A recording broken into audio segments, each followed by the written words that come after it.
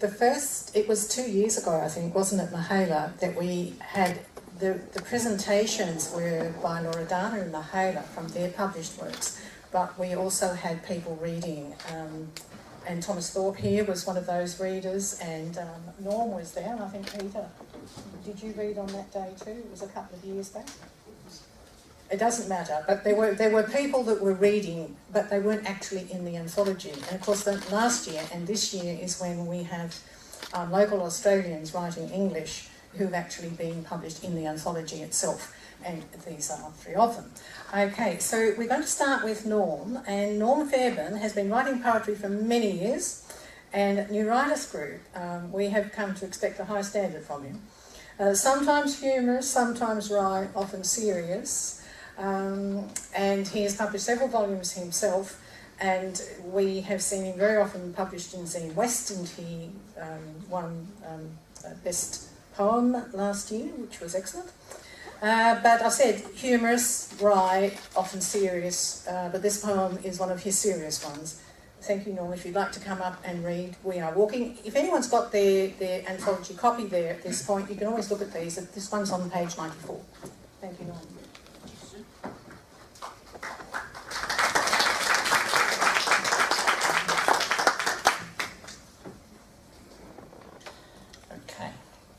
We're in Europe, summer 1945. This is your journey. We are walking. Early summer, and we are walking in a blind direction with no visible plan. Half of Europe pushing carts or dragged slowly by horses, bow-legged and spent in a summer of grey faces. The road ahead pockmarked with craters for dodging, a human trail to the horizon on a mapless journey home. Early summer, and we are walking, no longer through a war, just a piece of immeasurable cost. To towns that now exist in name only, to families of the dead, or walking there from somewhere else. If this is the sunlit uplands of which Churchill spoke, we get to see the sun, just a dark cost of victory. Early summer, and we are walking, on 2 legs and one, watching fuelless trucks expire. Half of Europe walking, Romanian, Pole, Slav, Czech, from a past in ruin to a sunlit upland long before dawn.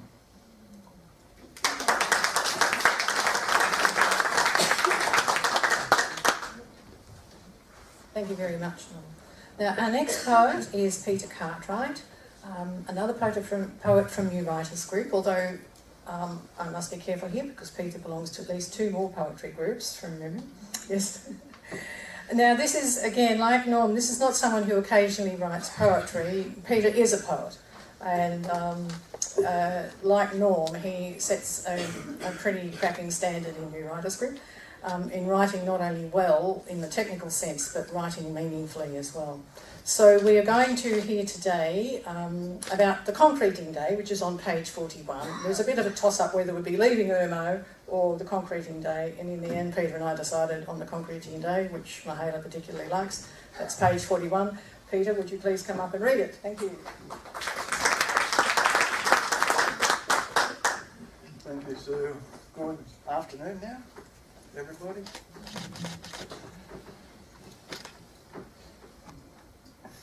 Is that about right? Sound-wise? This is the concreting day. I knew my father would come to my room at 7 in the morning that Saturday so we could lay the concrete, and I knew I'd be awake already because the sun was up. The concrete truck would be here soon, and I'd rush breakfast at his behest and out of excitement for concreting day. I knew we'd meet in the yard, my brothers and I, my father and my grandfather, all dressed in work clothes, except me in my jeans and favourite t-shirt. I knew Pa would be the expert, laying the formwork firm and perfectly square, and I knew I'd be the labourer that day, shoveling the concrete they'd level and smooth as perfectly as marble, shining in the morning sun. And I knew I'd want just one chance to use the trowel to help make it smooth like that. And I knew it would take the best part of the day because it was a big job and hard work. I'd been told to work hard before the sun disappeared, behind the clouds, and the rain spattered on the drying concrete, leaving it pockmarked and dull. But I didn't know the day would end. The rain would pass and I'd move out to a flat to show I was a man. I didn't know that Pa would pass too, and I'd be estranged from my brothers. I didn't know my parents would move, selling the house, and the concrete would be ripped up and a duplex would replace my house, and that life I had be gone forever. I didn't know I'd grow old and tired and look back and see it was the last time I'd ever laid concrete, and maybe the last time I felt at home with my dad. I didn't know that I'd get married, have kids of my own. They'd grow up with me left to wonder, did they ever have such a day as I'd had in a life I'd left behind? And I didn't know that knowing these things, I'd know more than I ever wanted to know.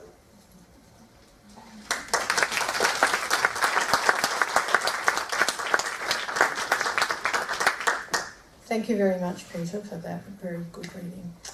Right, now we have our third reader, who is Robyne Young. And like others, as Mahela's already mentioned, she's come quite a distance. And I just wanted to give you a tiny bit of the background as to why Robyne is in the anthology. It's because when Mahela settled on a theme for this anthology, it was always going to be something about on the Wallaby track, but it was a case of whether it moved through journeys or memories or quite how the word journey and memory were all going to be put together. Once we finally got that one right, Robyne's poem, No Room, which is on page 92, immediately came to my mind because it fitted the theme. And she had, I'm sure you read it to us at New Writers Group, Robyne, does that sound right? Yeah, because I know I had read it before. And this was in I never found a home for it till now. That's the thing, and I knew that Robyne had tried to find it a bit of a home and hadn't done it, and her saying, I'll find it a home one day. But the point was, that it wasn't just to satisfy that, it was because it was to satisfy the anthology. You know, that was the reason for it, and we're so glad that she's now able to read it to you. And as I said, if you've got a copy in front of you, it's on page 92. Please come, Robyne, and welcome, Robyne.